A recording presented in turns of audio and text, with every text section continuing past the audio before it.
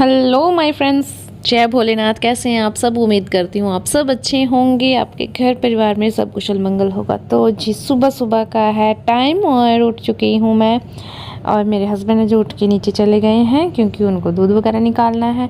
और मैं सबसे पहले उठ के यहाँ का झाड़ू पोछा कंप्लीट करती हूँ, मतलब झाड़ू पोछा निकाल देती हूँ इधर से।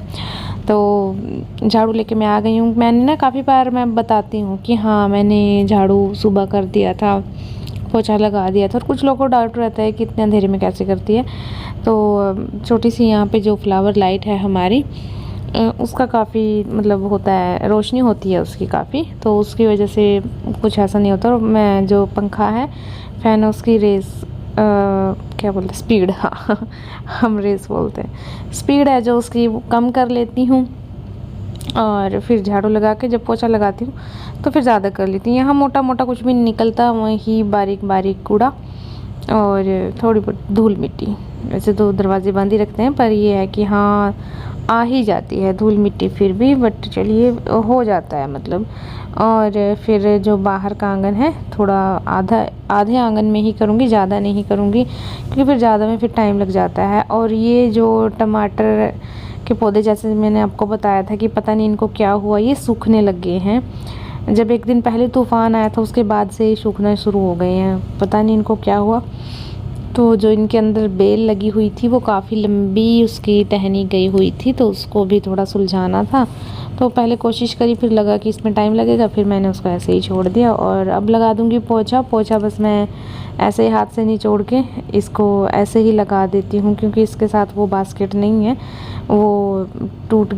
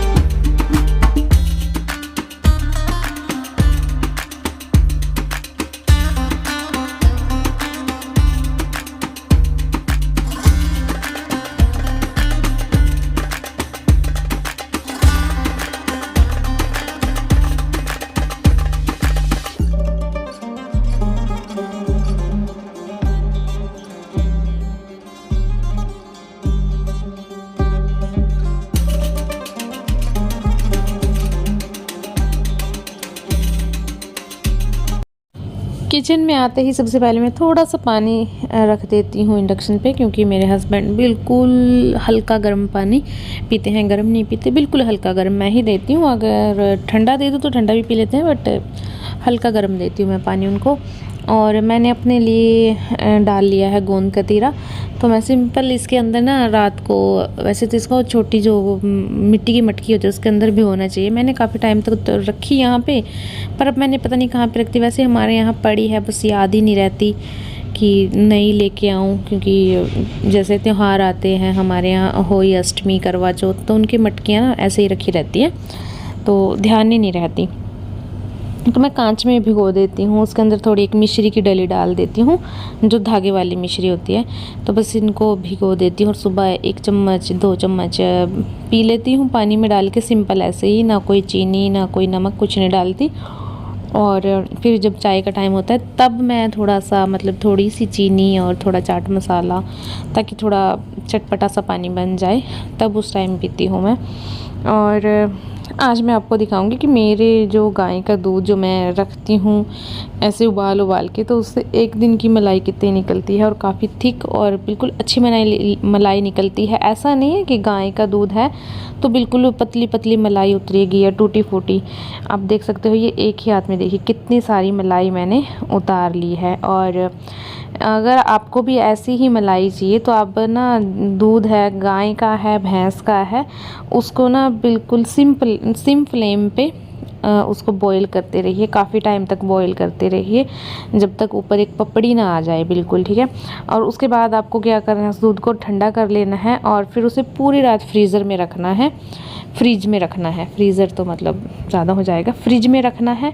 और फिर सुबह आप उसके ऊपर से मोटी मलाई उतार सकते हैं। गाय का दूध है तो भी ठीक है, भैंस का है तो फिर तो आपको अच्छी खासी मलाई मिलेगी।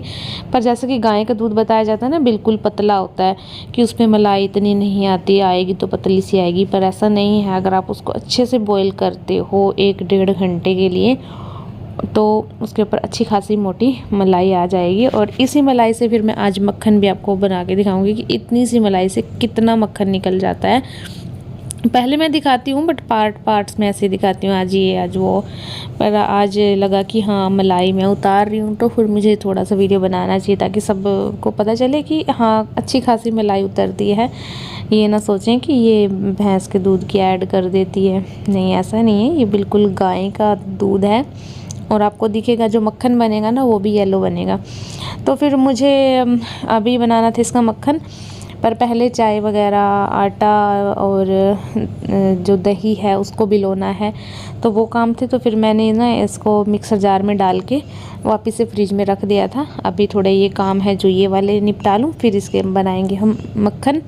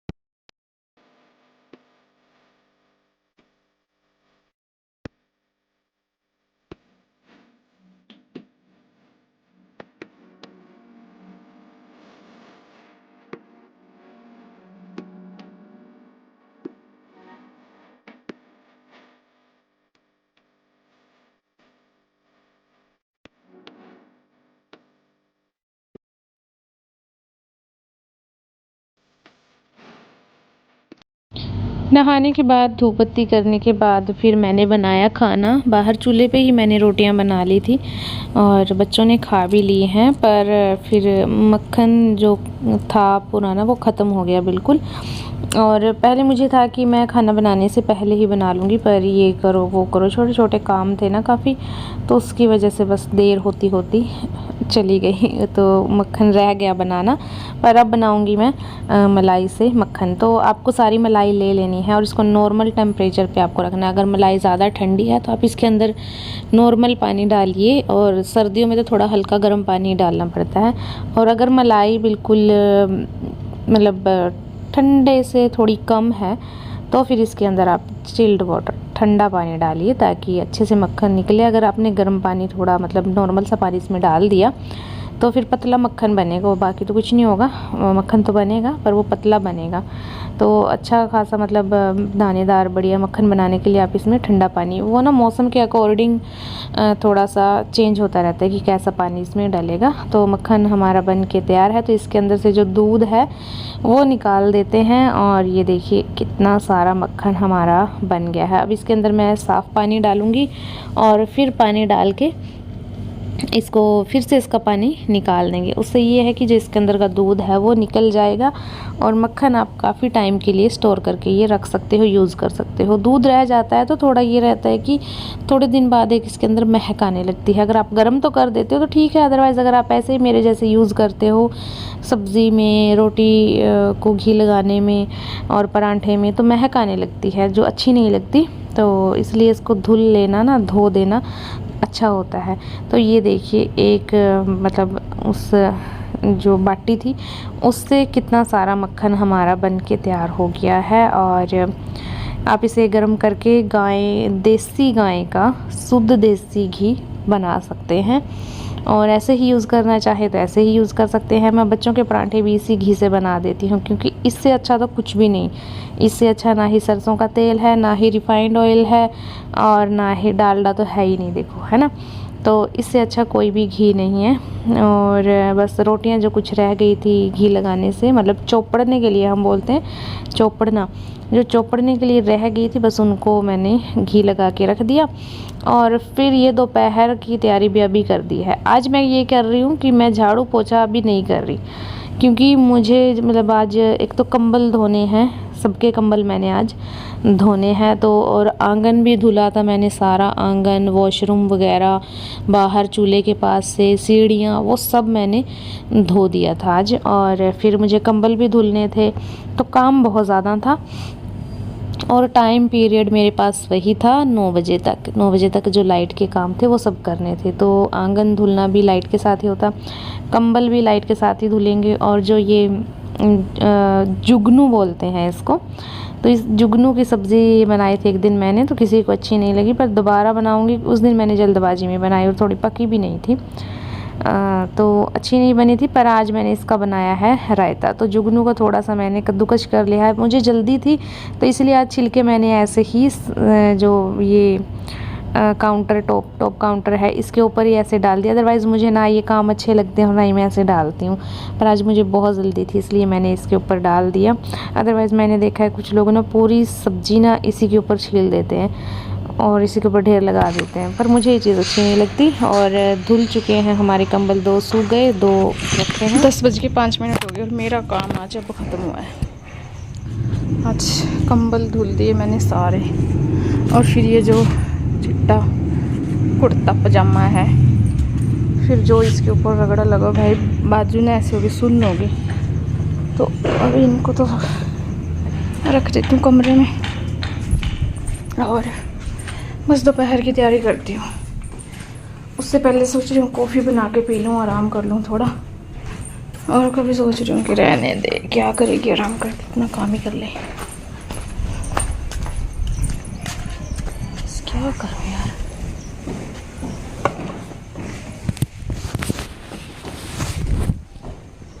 और ये तो शुक्र है कि मैं जो ऊपर वाला पोर्शन है ना, कहाँ गई मैं, कहाँ, ये रही, जो ऊपर वाला पोर्शन है ना, उसकी सफाई सुबह ही कर देती हूँ। अदरवाइज़ अगर ये सोचूं कि बाद में करूँ, तो अब देखो टाइम क्या बचता है, और ऊपर से फिर ऊपर धूप इतनी आ जाती है कि आप चाह के भी कोई काम नहीं कर सकते। मैं तो बिल्कुल नहीं कर सकती।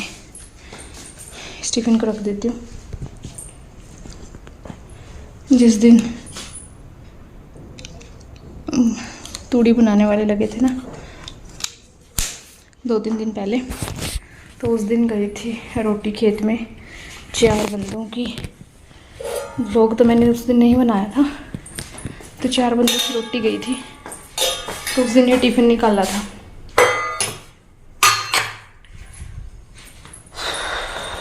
अभी सूख गया है, अब इसको रख देती हूँ वापस।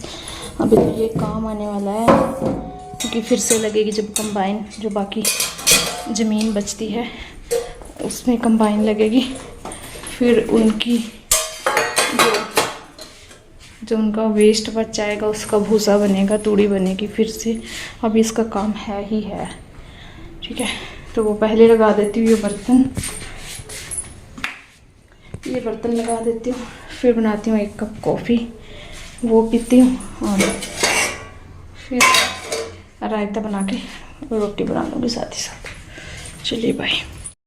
मैं सुबह 4:30 बजे उठी थी, और 4:30 से मैं ना कंटिन्यूसली चल रही हूँ सिर्फ। मतलब मैंने एक बार भी बैठ के ऐसा नहीं किया कि हाँ बैठ के थोड़ा आराम कर लूँ, अभी दोपहर ही हो जाएगी, पर मैंने आराम नहीं किया कसम से। मतलब थक तो मैं इतनी गई थी ना कि बस अभी सो जाऊं, पर फिर मुझे दिखाई दे रहा था कि दोपहर का काम भी है। और यहाँ ये कप मैंने चाय पत्ती डालने के लिए लगाया है, क्योंकि मुझे ये चाय पत्ती लेके जानी है ऊपर वाले पौधों के लिए। नीचे तो मैं डालती रहती हूँ डेली।